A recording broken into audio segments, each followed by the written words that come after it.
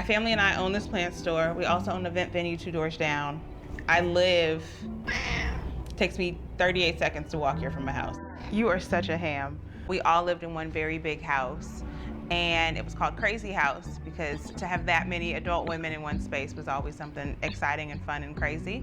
The initial name that we came up with for the plant store was Crazy House, but we wanted it to be a little more specific so that way when you saw the name, you knew what it was. So plants, of course. And then Bae because it's a collective of women. So it's myself, my mom, my 2 sisters, and my niece. We're in Treme, which is the cornerstone of Black New Orleans. This is the oldest area for free people of color. There were 130 Black-owned businesses in this corridor. So wanted to honor that and bring Black business back to Treme, while also making plants accessible to the community, the people that live in this area. I started off doing outside gardening, so I'm a huge fan of edible gardening. It took a little bit longer for me to get into houseplants and some of my sisters because I'd rather be outside. Now, my house is full of plants, of course. I'm around plants every day, so absolutely, if I didn't have them, the space would feel empty. We added the throne in so that way when people came in, they'd have a photo op. Everything is Instagrammable now. So this has kind of been what we're known for. So people come to town that follow us on social media want to take a picture in our plant throne.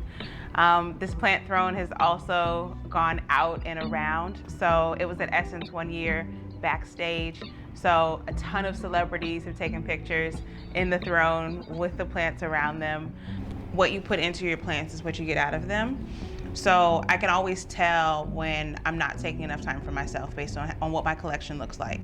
I walked past some of my plants last night and they were just so dry. And I said, okay, well, obviously I'm not drinking enough water either, because if I was, I noticed that you guys didn't have any. So I stopped what I was doing and I took time and I checked on everyone, and it made me feel better.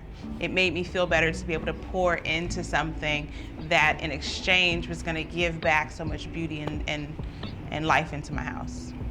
I put a giant bird of paradise in my room. So the first thing I see when I wake up are these gorgeous bird of paradise leaves kind of over the window and over my bed a little bit more. It starts my morning off different than when I didn't have it. Every day is a new day with plants. So I may have gone to bed and there was a leaf that was kind of opening, and then in the morning time, it's open, right? So I wake up looking forward to those things. And they have personalities, they communicate. I can tell when there's good energy around and when not so good of energy is around. Once a plant no longer is being served by the flower or by the leaf, they'll kill it off, right? And they will just release that energy to be able to put it into something else. And as people, we sometimes hold on to things or to people that aren't necessarily beneficial to us. I'm not saying that everything has to be a benefit, but plants aren't gonna hold on to anything that's hurting them. And I think that we can learn from that. People wanna know how to take care of plants. They want to have plants in their homes and in their classrooms and at work, but also community. As we become more reliant on social media and therefore less social, there's not a lot of opportunities to engage with people other than at work. People are always looking for something to do that'll connect them with people that like similar things. Plant people are different than non-plant people. To be able to have a plant conversation with someone is refreshing. So you can talk about a new leaf or a new flower or a root system and not have people be like, okay, it's a plant.